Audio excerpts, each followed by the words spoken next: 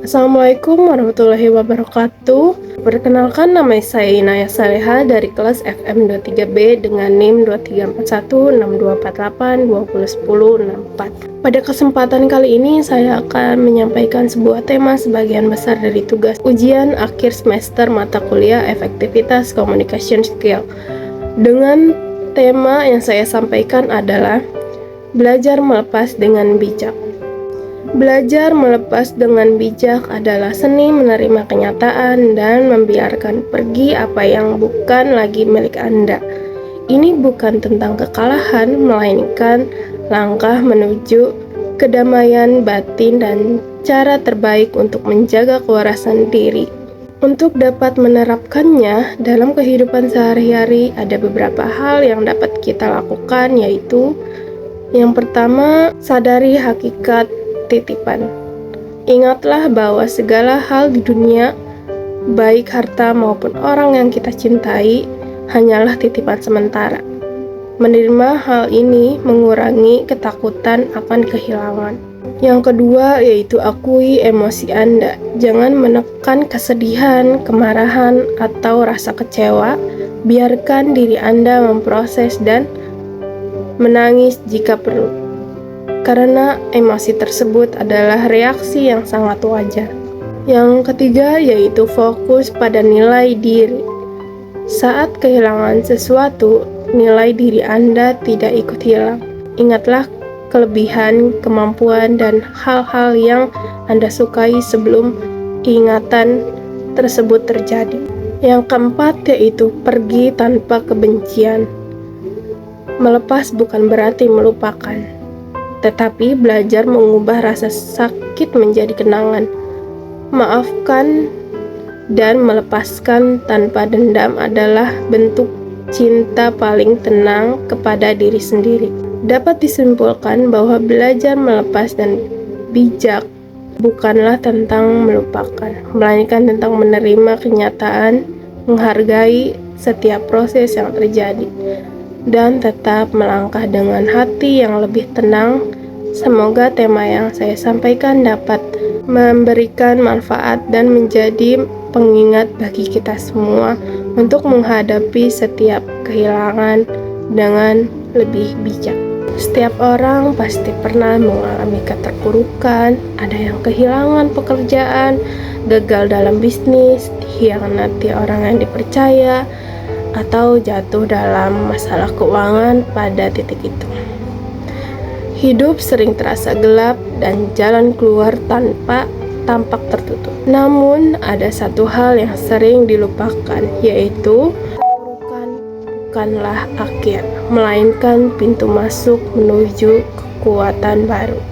Kuncinya terletak pada mindset yang kita pilih dalam menghadapi keadaan sulit. Banyak orang berhenti pada rasa sakit dan menyerah, sehingga keterpurukan benar-benar mematikan potensi.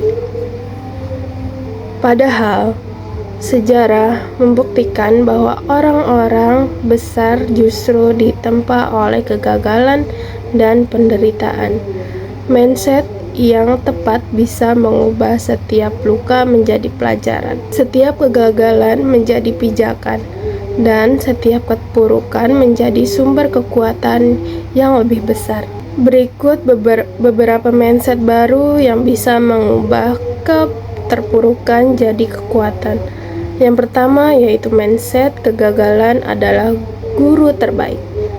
Orang yang takut kegagalan akan berhenti bergerak, sementara orang yang berani belajar dari kegagalan akan tumbuh lebih cepat. Kegagalan menunjukkan kesalahan memberi pelajaran dan melatih mental untuk lebih kuat. Dengan mindset ini, setiap kegagalan bukan aib, melainkan investasi pengalaman.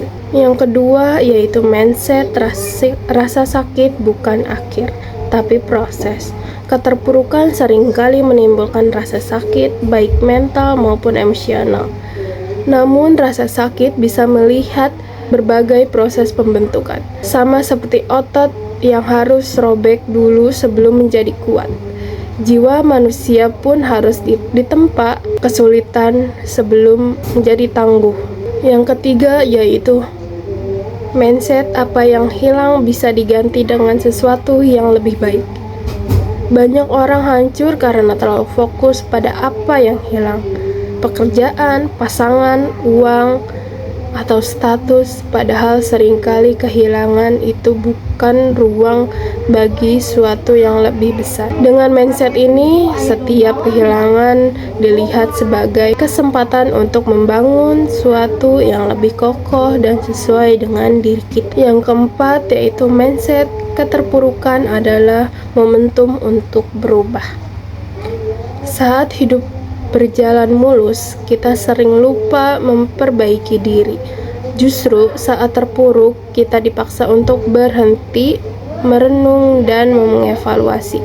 Mindset ini membantu melihat keterpurukan sebagai alarm agar kita tidak terus hidup dengan pola lama, melainkan berani melalui pola baru yang lebih sehat dan produktif.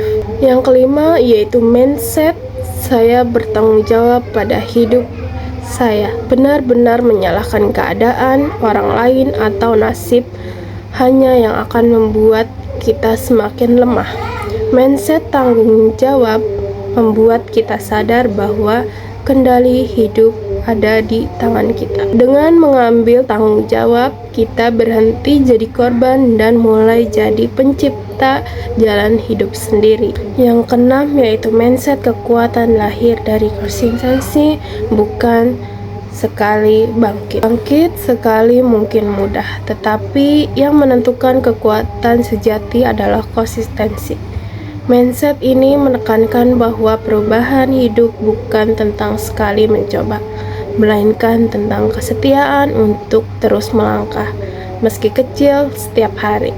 Yang ketujuh yaitu mindset hidup bukan tentang menunggu pilihan, tapi tentang bergerak dalam luka. Banyak orang yang menunggu sampai mereka benar-benar siap untuk bangkit, padahal kesempurnaan itu tidak pernah datang.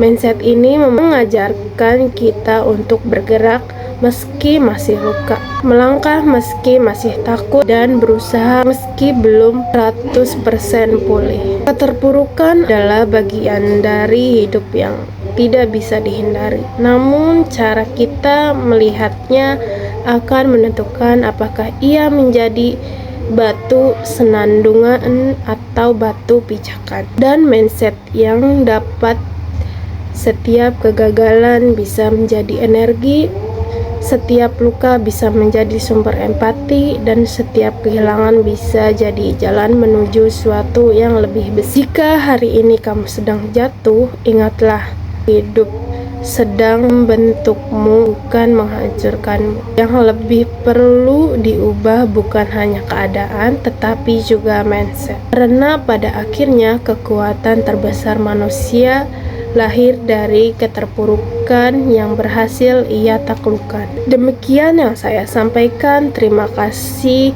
atas perhatiannya, Ibu dosen. Assalamualaikum warahmatullahi wabarakatuh.